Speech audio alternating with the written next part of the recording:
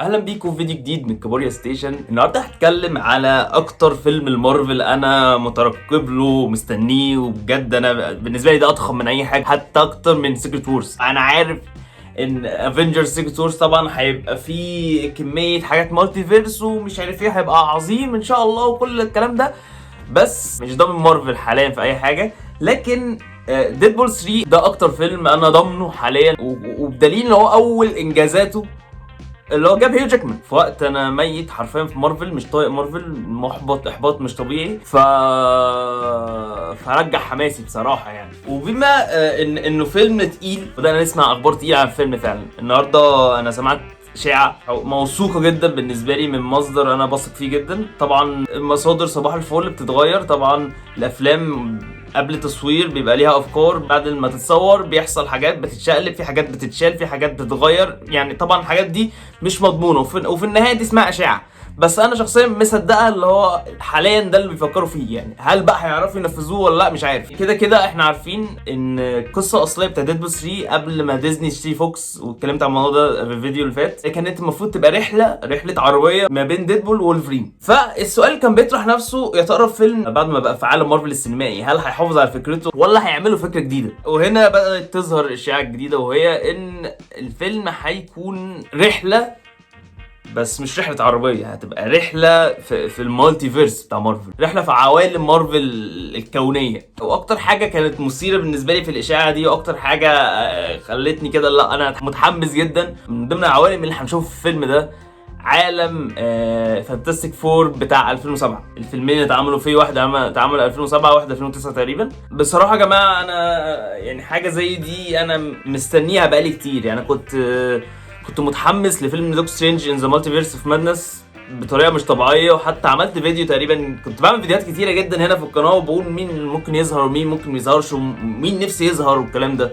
فطبعا من اكتر الحاجات اللي كنت متحمس ليها واكتر حاجات اتكلمت عليها هنا، انا عايز اشوف فانتاستيك فور. عارف طبعا كلنا عايزين نشوف النسخه بتاعت عالم مارفل السينمائي، بس انا بحب النسخه القديمه، انا بحب النسخه بتاعت 2007 حتى بوجود كريس ايفنز اللي هو عامل دور كابتن امريكا في عالم مارفل السينمائي. فانا الموضوع كان بالنسبه لي كان حلو. انا عارف افلام كانت كرينج وكان مستواهم راح في داهيه، بس بالنسبه لي دي نوستالجيا، وبالذات اول فيلم كده. لا انا واحد وعى لا الافلام دي سنه 2007، سبايدر مان 3 توبي ماجواير ومش عارف ايه، لا فانتاستيك فور ومع دارك نايت، الجو ده طبعا بيفرق قوي في الطفوله. فنفسي اشوف الكاست ده، نفسي اشوف العالم ده ايه يعني يا ترى عاملين ايه دلوقتي. زي ما انا شفنا دلوقتي خلاص توبي ماجواير واندرو جارفيلد، ليه ما نشوفش حاجه زي كده؟ ودي اكتر حاجه ضايقتني لما شفت فيلم دوك سترينج، اللي هو طب ايه يعني وبعدين يعني. وفي نفس الوقت اتبسطت ان هم ما ظهروش، لان طبعا اي حد ظهر في دوك سترينج كان ظهوره سيء، يعني اللي هو انت ظهر واتقتل بس صباح الفل. حاجه سخيفه جدا بجد، من الحاجات السيئه. فحاجه زي دي هتبقى عظيمه بجد، حتى لو كاميو مشهد هتفرق معانا بصراحه. كمان ديدبول بقى، تخيلوا ديدبول لما يدخل على العالم ويسف عليه، فطبيعي هتبقى حاجه يعني برضو مش عايز اتحمس قوي ومش عايز اسرح قوي بخيالي، لان في النهايه انا عملت الحوار ده مع دوك سترينج وفي الاخر اخدت احلى خازوق يعني. بس يعني فهل بقى الكلام ده حقيقي ولا لا؟ انا بصراحه شايف شويه حاجات بتدل ان هو ممكن يكون حقيقي. يعني انتوا عندكم مثلا في حاجه انا ما اتكلمتش عليها بس بالمره اتكلم عليها في الفيديو ده، في شخصيه ظهرت في لوكي اللي هي موبيس تقريبا، مش فاكر اسمه بالظبط. الشخصيه دي كانت شخصيه اساسيه في مسلسل لوكي، وكانت من الشخصيات الحلوه فشخ بصراحه في المسلسل. في برضو خبر شبه رسمي ان هو الممثل ده انضم لفيلم ديدبول 3 وهيبقى دوره كبير.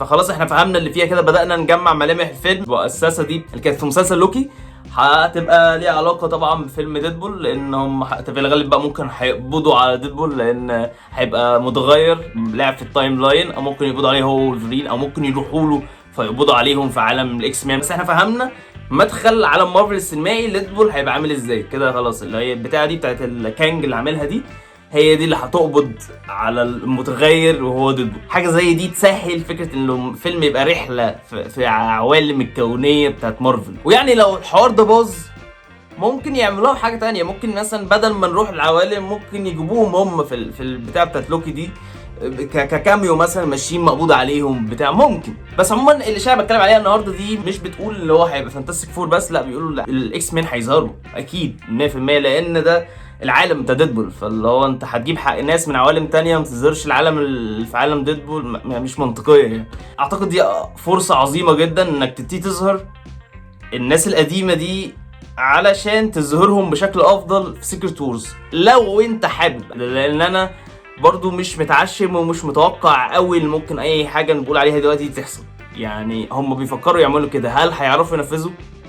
الله اعلم. بس الكلام ده قاعد افكر فيه في دي سي بقى، اللي هو يا ترى مش يا ترى. لا، مارفل بصراحه ما شفتهاش فشلت في فكره عايزين يعملوها. يعني كان من امنيات رئيس مارفل من 3 سنين ان هو يرجع توب ماجواير واندرو جارفيلد ويرجع هيو جاكمان، يرجع الناس دي ورجعهم فعلا. ما اعتقدش مارفل عندها حته الصعوبه دي، بيعرفوا يقنعوا الممثلين. فاعتقد بالنسبه لفانتاستيك فور هتبقى بسيطه جدا وسهل ان هم يرجعوا الكاست القديم.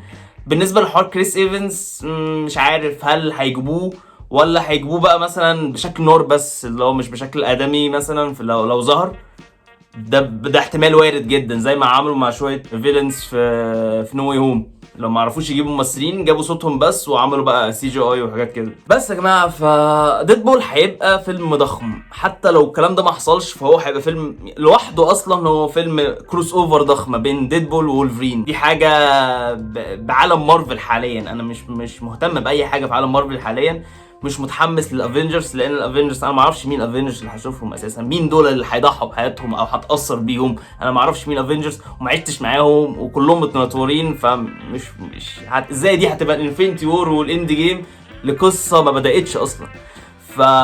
فمش متحمس قوي. بس ممكن طبعا مع حوار سيكريت وورز مع مالتي فيرس ممكن يجيب لك بتاع اكس مان مع ديدبول مع وولفرين مع توم ماجواير سبايدر مان مثلا، مع ممكن يجيب لك توني ستارك من عالم تاني.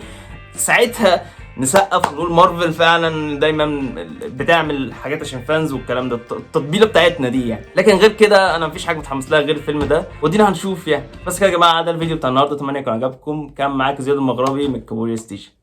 از كابوريا لو ازوني المكفيكة في قديمة